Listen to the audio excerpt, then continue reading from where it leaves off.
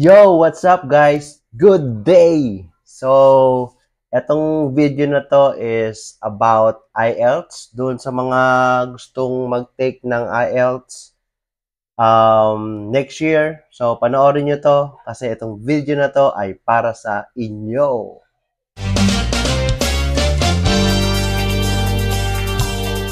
So, sa video na to, 3 AM pa lang umalis na ako ng bahay. So, maaga ako naglalakad.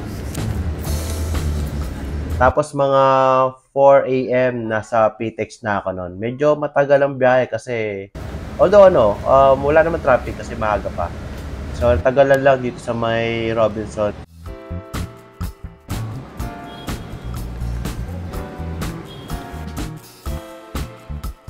5 AM pa lang. Dito na ako sa may Ayala. Itong pila na to ay papunta na yan ng BGC. So, 15 pesos lang yung pamasahe papuntang St. Luke's.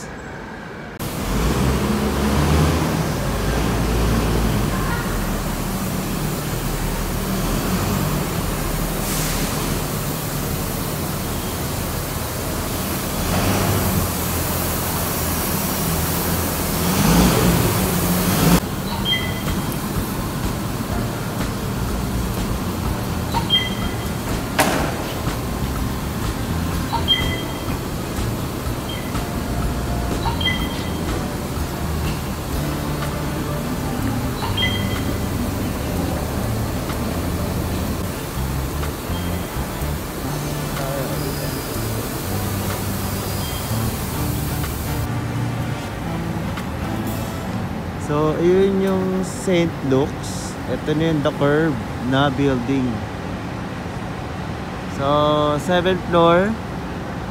Doon yung British Council.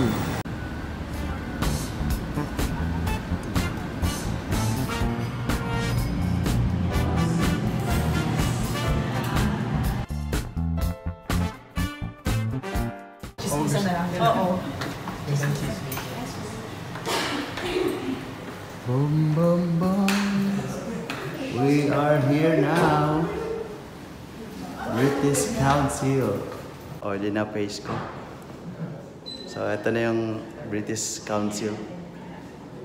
Ayan, dyan tayo mag-e-exam. So, dito, tapos na kami sa written exam ng IELTS. So, yung mga written exam is listening, reading, and writing. Tapos, ayan, kumain na muna kami sa Jollibee. Pwede nang kumain. So, bali, tapos na ako sa mga written exam. So, break time muna.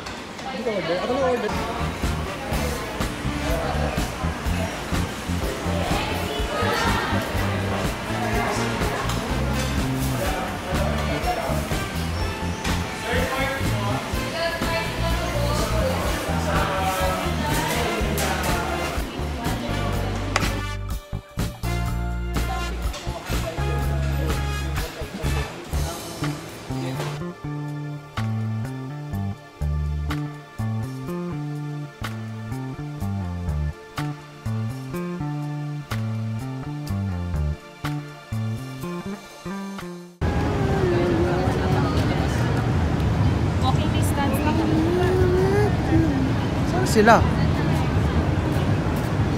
Yo, Central Square.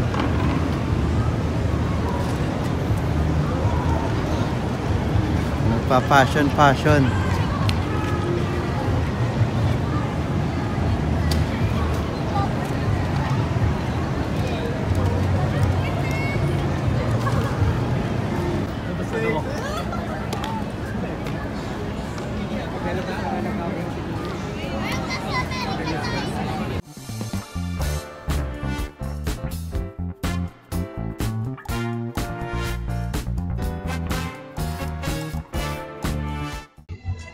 Yun, no? Gala-gala muna tayo sa BGC. Pero tapos na yung aking IELTS. So, I think positive naman yun. Pasado yun. Yung tawag nito, speaking, napaka-smooth lang na. transition. So, feeling ko mga 5.5, okay na yun. Pasado na rin naman yun. So, yun na nga guys, natapos na. So, konting background muna tayo. Noong 2010, nung nag-work pa ako sa PS Bank noon, panggabi ako, um, nag-take ako ng academic noon. So, pasado naman yon. Ang overall band score ko noon ay 6. And then, after 13 years, nag-take naman ako ng PTE na ang overall band score ko noon ay 46. Ang equivalent naman nun sa sa IELTS ay 6. So, pero hindi na ako nag-review center. Kumbaga, nanood na lang ako sa YouTube na lang. Tapos merong mga sa Google na mga simulation. Mamaya ipopost ko dito sa link kung saan kayo pwede mag-practice yung talaga, yung mga kung ano yung lumalabas sa IELTS. Okay? So, medyo mahaba yung pahinga ko nun sa speaking. Kasi supposed to be dapat 2 p.m. yung speaking exam ko. Pero nagkaroon ng schedule na panibago. So, na ako 4:20. So, 2 hours na delay. So, wala namang ginawang preparation. Kumbaga, natulog lang ako. Idip-idip lang dun sa may sa IELTS na mismo. So, fresh pa naman sa isip ko yung mga pangyayari. Kaya ikukwento ko muna, no? So, pagkapasok nyo sa may elevator, sa may salamin, hindi naman kayo kakapkapan. So, basta tuloy-tuloy lang kayo hanggang dun sa may, kumbaga, reception. Ando dun yung babae maputi, maganda. Yun. Medyo masungit siya pero mabait. So, mas maganda kung meron na kayong dala na photocopy ng inyong passport. Pero kung wala naman, okay lang. Mahalaga, dala nyo yung passport nyo. Pag mag-exam kayo ng IELTS, laging ang dala nyo parati ay 2 valid IDs, tapos isang passport. Yung passport para sa IELTS, yung isang valid ID para dun sa lobby sa baba. Okay. So, nilabas ko na yung passport ko. Tapos, binigay ko dun sa babae and then pinotocopy niya. Kapag kumbaga, nakuha na kayo ng mga inputs, bawal na kayong mag-CR nun. So, kailangan mag-CR na muna kayo, tsaka kayo bumalik para para kasing pipicturean kayo nun eh. So, pag nagawa na kayo ng mga ganun, bawal na kayo lumabas. So, bawal magdala ng tumbler. Kung magdadala kayo ng tubig, yung bottled water lang. At make sure tatanggalin nyo yung label or yung brand, tatanggalin yun. Ano pa ba yung mga bawal dalhin? Lapis, ballpen, papel, kung ano-ano. Wala kang ipapasok sa loob ng IELTS examination room.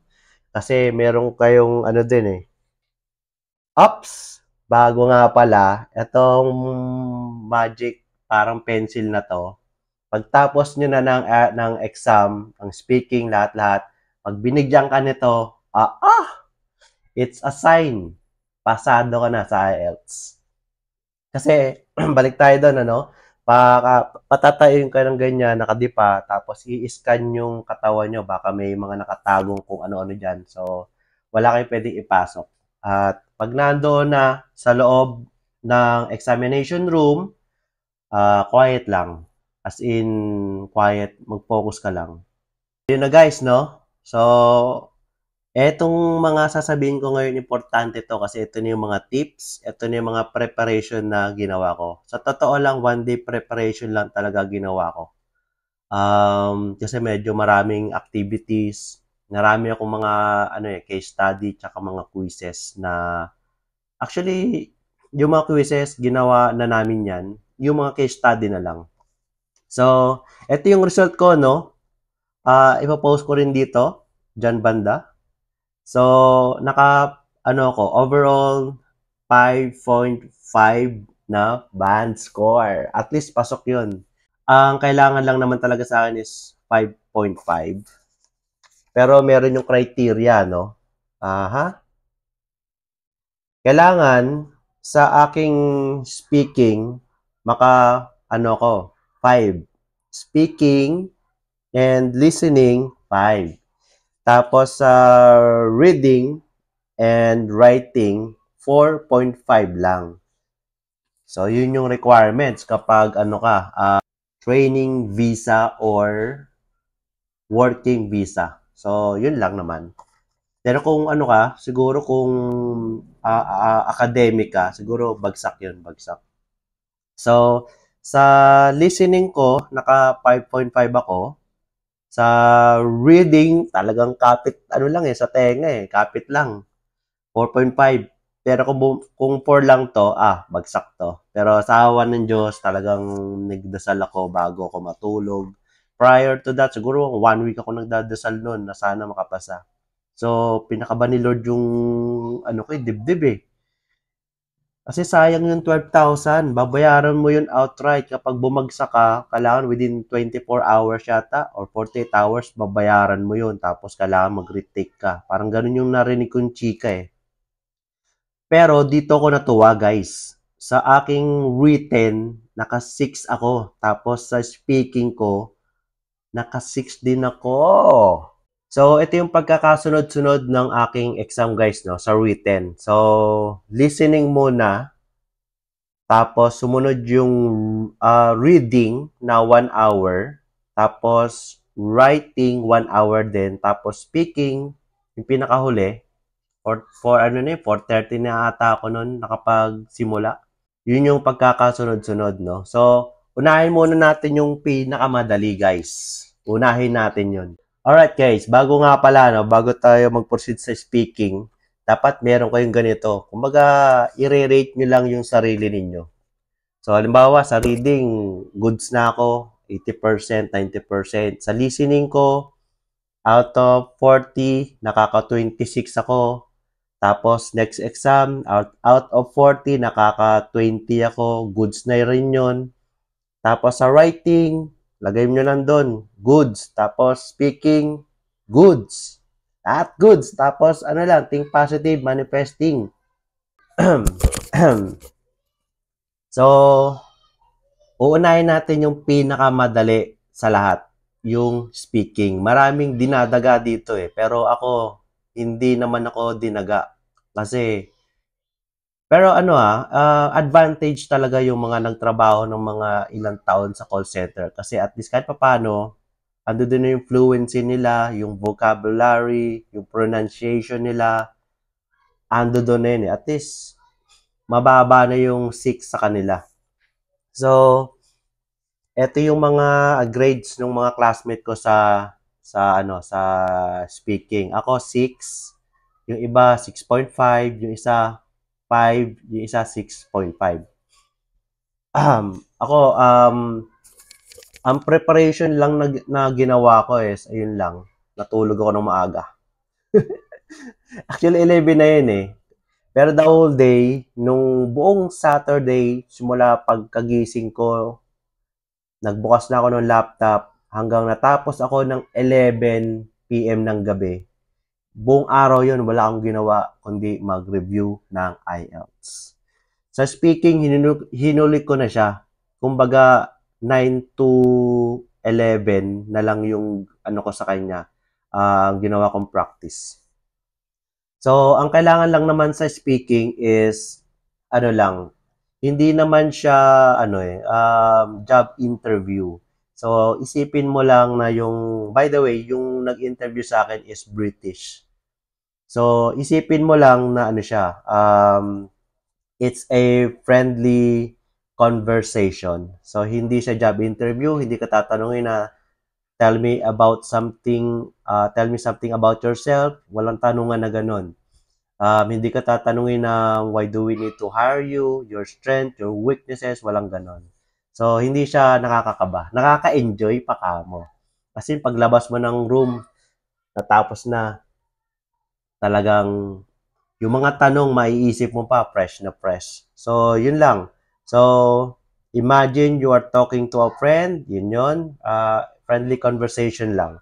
Tapos, speak naturally.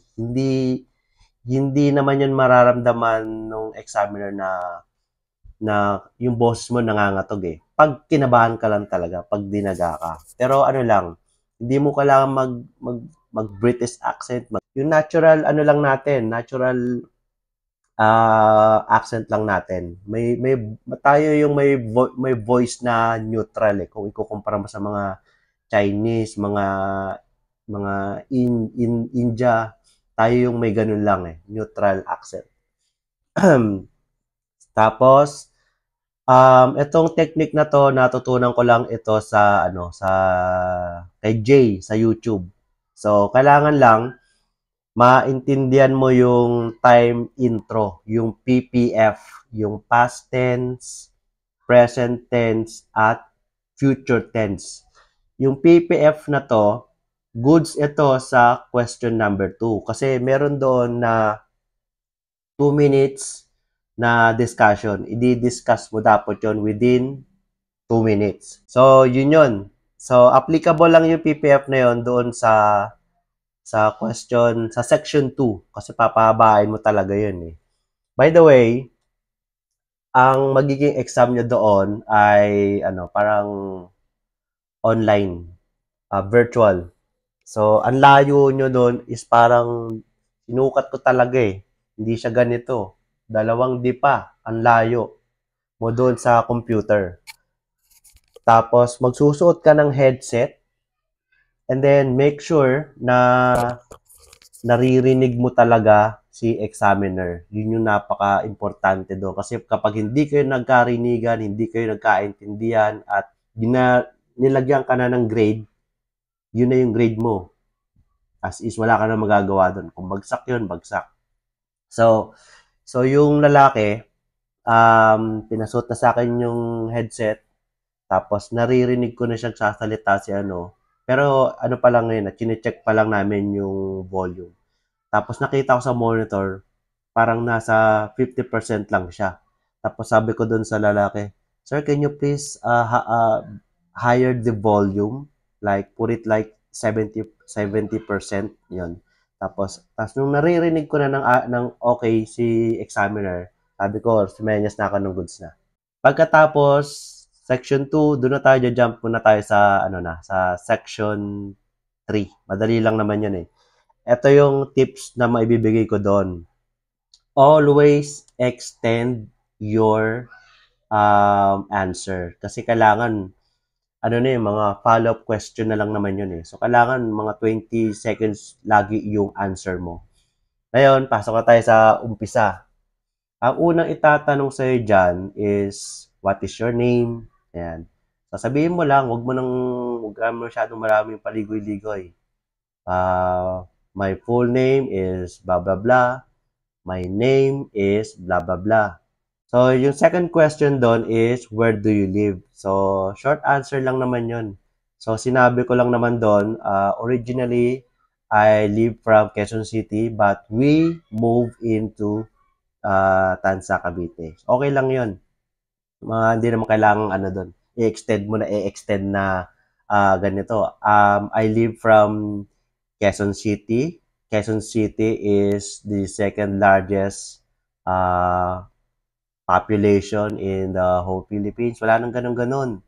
So, yun lang. Wala naman kasing grades yun eh. So, magkakaroon ang simula ng grades kapag doon na sa discussion 2. Pagkatapos nun, where do you live? Ito na yung mga tinanong niya na sa akin. Do you like music? Tapos, konti lang. Mga sinagot ko lang ng mga 20 seconds. Kailangan lang doon, i-extend mo yung sagot mo. Ganun lang. Where do you like music? Tapos yun. Tapos, next question niya. Do you know how to play instrument? Yan. Nasagot ko naman yung mga yon. Tapos pumasok na siya doon sa ano na, sa tawag niyan yung section 2. Tapos syempre relax lang ako, nakakalma kasi ano doon yung ano eh sa yung computer. Medyo malayo. Buti na lang yung tanong magpa-prompt yun doon magpa-flash yun doon sa computer, sa screen. Tapos nung nakita ko na, Ang tanong ay ganito. Discuss about a beautiful city. Yun lang. Tapos makikita mo yung tatlong dot doon. 1, 2, 3. Anong pangalan nun? Saan yun? Anong meron doon? Tapos, within 20 seconds, umano na ako. Sabi ko, sir, can I answer now? Within 24 seconds. Kasi, yung tahimik, sabi ko parang ang ano sa tenga. Napakasakit. Kaya sabi naman ni examiner, are you sure? Are you ready? Tapos sinabi ko na, yes, I am ready. Tapos ang unang sumagi sa isip ko na beautiful city is Tagaytay. Yon. So doon na ako nagsimula. Ang intro mo diyan na ipapasok yung PPF.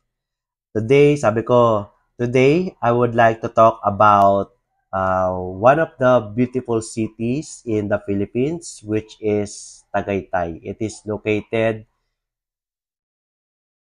near in my city, Cavite. It is just like 1 hour ride. So, ganun-ganun lang. I-extend mo lang yon hanggang sa lumampas ako ng 2 minutes doon. So, hininto niya na ako. Tapos, yun na yun, mga follow-up question na lang. Okay! Pasok tayo sa listening. Pinakamadali itong listening. Pero pagka naiwan ka, na-miss mo yung 10 question, sigurado, bagsak ka dun. So, yung mga practice na pinagagawa ko, ilalagay ko na lang dyan sa link sa baba. As in, yun talaga yung computer-based. So, mag-click-click ka na lang. So, ang technique dito, para sa akin, ang mga sagot ay puro mga noun. Tapos, mga action word like dancing, jumping, running, mga ganon. So, ano siya? Ang gagawin mo dyan, read the instruction muna. Kung one word lang yung nakalagay doon, one word and or a number. 3 words and or a number. Yun yung una mong tatargetin, titignan mo. Tapos, may clock yan dito sa bandang kaliwa, sa pinakataas. So, kailangan dito is time management. So, lagi kang titingin doon para aware ka sa oras. Or, ayun na yun, no? Understand the instruction. Tapos, pwede ka doon highlights sa screen para aware ka kung nasaan yung dalawang tao nag-uusap. Tapos, yung mga parallel and synonyms, isa yun. Tapos, mag-focus ka lang sa 1 or 2 question. Kung kaya mong 1 to 5, maganda yon. Tapos, mag-iingat ka lang sa mga distractor. Yon. So, habang i-start na, bibigyan ka naman ng mga 10 seconds dyan para basahin yung question 1 to 5 or question 1 to 10. Tapos, yung isang technique na na ginawa ko is parang gagawa ka sa isip mo ng teleprompter. Habang nag-uusap yung dalawang tao, sa isip mo, yung mga sinasabi nila, tinatype mo, tadadadat, tadadadat, tadadadat. Tapos, sa question 1, ando doon na yung, so alam mo na yung mga question, naka-highlights na yun kasi pwede mo i-highlights eh. Habang nag-uusap sila, ang tanong doon, Julia Roberts, tapos blank, age yung hinahanap. Tapos habang nag-uusap sila, interview, my name is Julia Roberts, I live from ganito ganyan, my age is, pag narinig mo na yon, type mo na agad doon, 36, yon, type mo na yon. Tapos karamihan susunod naman dyan is address eh. Kunyari, Berham, blank, tapos number, blah, blah, blah. Kailangan, doon, napakadali lang kasi ng question 1 to 10. As in, parang pinupulot mo lang yung sagot. Pag narinig mo na doon, nag-aabang ka na lang. Tapos, pag narinig mo na, sagot mo na agad yung answer. Yan ang ganyan. Tapos, pwede mong mag-scroll sa baba hanggang para makita mo na yung mga tanong. So, puro lang yun guys. Ganun-ganun lang. Napakadali lang ng listening as in. Alright, dito na tayo sa reading. Sa reading, 4.5 lang ako dyan. As in, first time kong nangyari yun.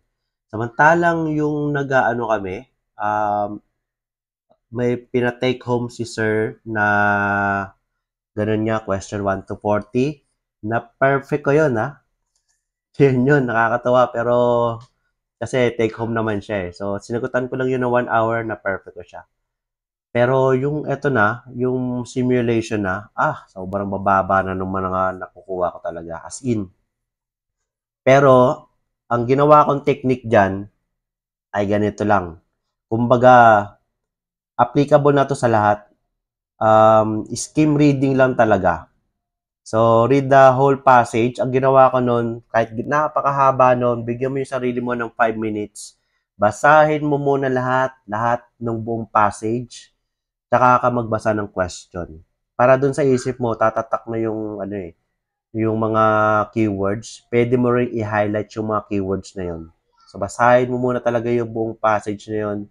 Tsaka, aware ka dapat sa oras. Kasi, napaka time consuming talaga yung reading. Napakahirap talaga niyan. Pero pagka malawak naman yung vocabulary mo, magaling ka sa mga synonyms lang kasi naman 'to eh. Lahat 'yan synonyms eh. Kapag magaling ka diyan, chances na makakakuha ka ng mga 7 or 8 bands, 8 or 9, gano'n. Okay? So yun lang, skim reading lang talaga. Tapos sa yes, no, not given, true, false, not given, same lang 'yan. So, kapag yes, ibig sabihin, yung question at yung paragraph nagkaka sang-ayon, yes or true. Pero pagka yung statement at saka yung question sa kasalungat, no or false. Ganun lang siya. Not given. So, ibig sabihin, yung statement at yung paragraph as in wala talaga doon, binasa mo, wala doon. Not given. Ganun lang. Yun, dito na tayo. Pinaka last part na to kasi ito yung medyo mahirap pero pag meron kang idea at alam mo yung strategy, yung step by step, pasado ka doon. Dito sa writing, ang aga ko dito nakatapos, promise. Meron pa akong natirang 25 minutes dito. Tapos napaganon ako. Yes! Sabi ko, yes! Yung nagbabantay, yung dalawa, napatingin sa akin. Tapos lumapit. Sabi niya, sir, ano yun? Sabi ko, sir, wala. Tapos na kasi ako, pwede na ba lumabas? Kasi naiihina ako nun eh. Pero sabi, hindi pwede. Kailangan sabay-sabay kayo nun. So, ang ginawa ko nun, may 25 minutes pang natira. Ginamit ko yun para nag-CR. Nag-CR ako. Tapos pagbalik ko, meron pang 20 minutes. Ang ginawa ko, chinek ko na yung aking yung grammar. Kasi itong writing tsaka speaking, opposite lang naman yan eh. So, chinek ko yung grammar ko doon. Yung, importante yung spelling. Kasi, hindi siya, kagaya ng Grammarly, may mga kulay pulang ganun-ganon. Tapos, may green kapag yung kulang sa spacing. Yung spacing, importante rin yun. Kailangan, tsaka yung mga kama. Yun, ganun lang. So, ito yung yung technique sa writing. Writing task 1, writing task 2. So, kailangan meron kang introduction, body of the paragraph 1, tapos body of the paragraph 2. Sa lang muna to, sa task 2 muna. Kasi yung writing task 1, medyo madali lang naman yun. Pero ganun lang din, may introduction, may paragraph, tapos may conclusion. So, dito muna tayo sa sa writing task 1. Kasi informal letters lang naman 'te, 150 words. So, ang ginawa ko dito ay 170 words. 'Yon. Ang tanong sa akin diyan ay you are working full time and then you want to work um ano part time 'yon. And then discuss. So, saglit lang 'yon. So, ang ginawa ko diyan, greetings, tapos reason for writing, explanation in details, background information, explain your situation, and then request or suggest. Tapos yung ending, your name and your best regard, kind regards. Tapos yung name mo sa baba. Yun. Napakadali lang yun, promise. Tapos sa writing task 2, teka lang, baka mamaya patay na.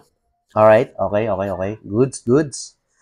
Sa writing task 2, ito yung ginawa ko dito ay 270 words. 270 o 280 words. Ganun.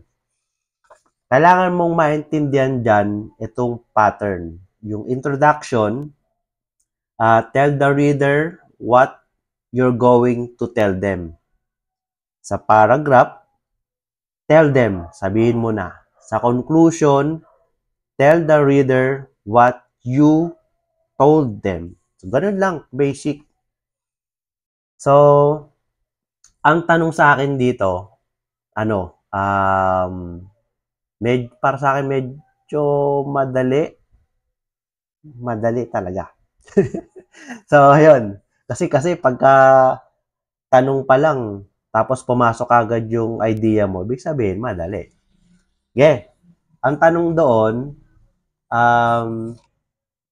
or some people think that in this city, traffic is their problem. While other cities think it is not. So, yun lang yung tanong sa akin. Napaka-basic lang. Tapos, ayan na, discuss. So, ang idea na pumasok sa akin doon sa some cities believe it is not, inflation rate ang ko doon, ang sinagot ko. Tapos, yun na yun. Pinahaba ko na yun. So, write a broad background statement. One sentence lang yun. Rewrite the question prompt in your own words. Ipaparaphrase mo lang yun. Tapos, write thesis statement. Tell the reader what you are writing for. So, banda doon sa mga pang third sentence or fourth sentence sa introduction, lagay mo na doon. This essay will discuss about the blah, blah, blah, blah, blah, blah. Ganun. Tapos, sa paragraph 1 and 2, so, ayun na, topic sentence, paparaphrase mo lang din yung sa introduction mo, one sentence lang yun. Tapos, give ka na ng reason, tapos give ka na ng example. Tapos, summarize mo na yung idea mo doon. So, paragraph 2, ganun din. Yun na yung paragraph 2, yun na yung sa inflation rate. So, gawan mo na yun ng topic sentence, give reason, example 1, blah, blah, blah, blah, blah, blah. Tapos sa conclusion, yun na yun. Medyo past tense na dito. So, lagay mo na doon, this essay discussed with ed. Discussed. Tapos, show mo na yung idea mo doon sa paragraph 1 taka sa paragraph 2.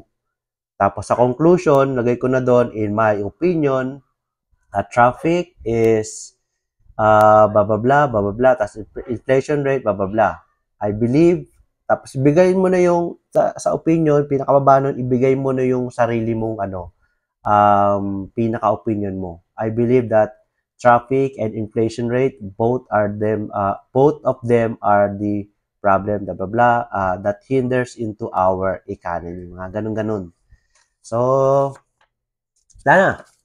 Yun lang guys. Thank you. Medyo napahaba. So, I hope nagustuhan nyo yung video. So, God bless sa mga gustong sa mga magte-take ng exam sa January and onwards. So, sana makapasa kayo at sana mabigyan kayo nito. Right?